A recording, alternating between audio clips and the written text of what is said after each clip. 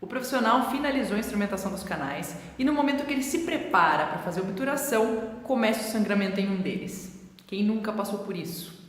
Como é que você pode resolver esse tipo de situação e finalizar ainda assim o tratamento em sessão única?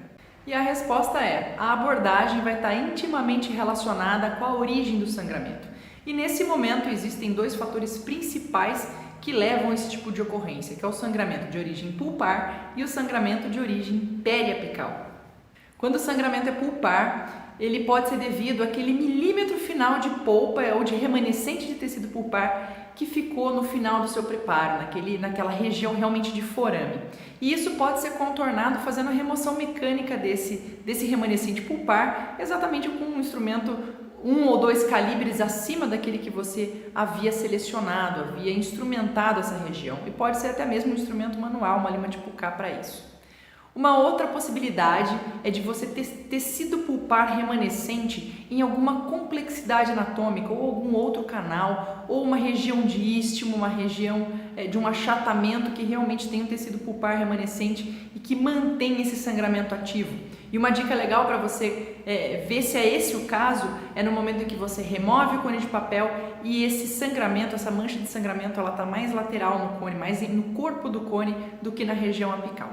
Da mesma forma, a manobra para conseguir controlar isso daí é exatamente manejar essa complexidade anatômica. Então, complementar esse preparo com as manobras necessárias para conseguir a remoção do máximo possível desse remanescente de tecido pulpar.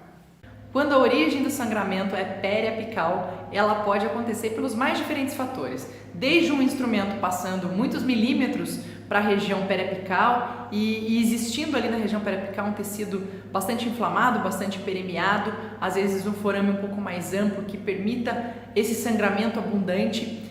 Pode ser pelo extravasamento de substância química auxiliar, e isso é um negócio importante de notar, porque na suspeita de extravasamento, por exemplo, do hipoclorito de sódio, as medidas são outras.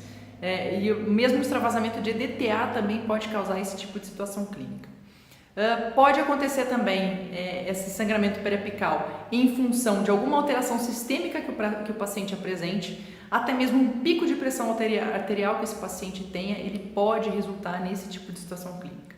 Então, para esses sangramentos de origem periapical, uma medida possível que pode ser lançado mão é a irrigação desses condutos com água de cal. A água de cal nada mais é do que uma solução saturada de hidróxido de cálcio. Então você pode pegar soro fisiológico, adicionar hidróxido de cálcio PA o suficiente para saturar aquela solução e fazer uma irrigação sem fazer muita pressão, mas fazer uma irrigação desses canais aí com várias seringas de 5 ml até que haja uma hemostasia e depois fazer uma irrigação final com soro fisiológico para a remoção então da água de cal dessas paredes do canal. Essa é uma boa possibilidade e é uma medida que costuma surtir efeito em boa parte dos casos. Se ainda assim esse sangramento persiste, a minha recomendação para você é que você não se estresse com isso, não tente secar esse canal a todo custo.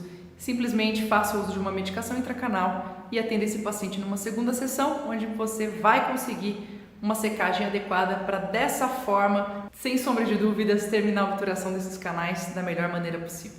Essas são as razões mais frequentes que levam a esse tipo de ocorrência clínica. No entanto, existem outras inúmeras possibilidades, como, por exemplo, presença de reabsorções, perfurações, que também podem levar a esse quadro. Então, vale o profissional avaliar e tentar determinar, especialmente no primeiro momento, qual que é a origem daquele sangramento, para dessa forma conseguir manejá-lo da melhor forma possível.